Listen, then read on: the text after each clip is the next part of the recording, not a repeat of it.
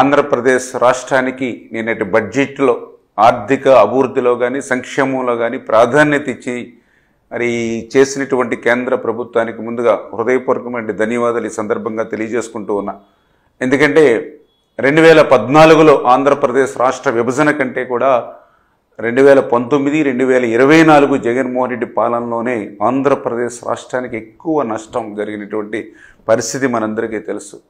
అటువంటి విధ్వంసకరమైనటువంటి పాలన నుంచి మళ్ళీ ఈరోజు ఈ ప్రజాప్రభుత్వ పాలనలో మళ్ళీ ఈరోజు మనం చూస్తూ ఉన్నాం. రాజధాని లేనిటువంటి రాష్ట్రంగా ఉన్నటువంటి ఈ రాష్ట్ర రాజధాని అమరావతికి 15,000 కోట్ల రూపాయలు కానీ, ఆంధ్రప్రదేశ్ రాష్ట్రాన్ని భవిష్యత్తులో ఒక కరువు రహిత రాష్ట్రంగా మార్చేటువంటి శక్తి కలిగినటువంటి పోలవరం ప్రాజెక్టుకి 12,157 కోట్లు మరి ఫస్ట్ ఫేజ్లో ఇచ్చేటువంటి విషయంలో కానీ, అదేవిధంగా ఆంధ్రుల హక్కు విశాఖ ఉక్కు అని మనం నినదించి తెచ్చుకున్నటువంటి విశాఖ ఉక్కు ప్రైవేటీకరణ అయిపోతున్నటువంటి స్థితిలో మళ్ళీ ఈ ఎన్డీఏ ప్రభుత్వ నాయకత్వంలో మళ్ళీ దానికి 11,500 కోట్ల రూపాయలు ఈవేళ కేంద్రం సాయం అందించి ఆ ప్రైవేటీకరణ నిలుపుతున్నటువంటి విషయంలో కానీ, మరి అన్నిటికీ మించి జలజీవన్ మిషన్కి సంబంధించి మరి 2028 వరకు కూడా దాని గడువు పెంచినటువంటి పరిస్థితి. ఎందుకంటే మొన్ననే మనం 70,000 కోట్ల రూపాయలు ఎస్టిమేషన్లు జలజీవన్ మిషన్లో కేంద్రానికి పంపించినటువంటి స్థితిలో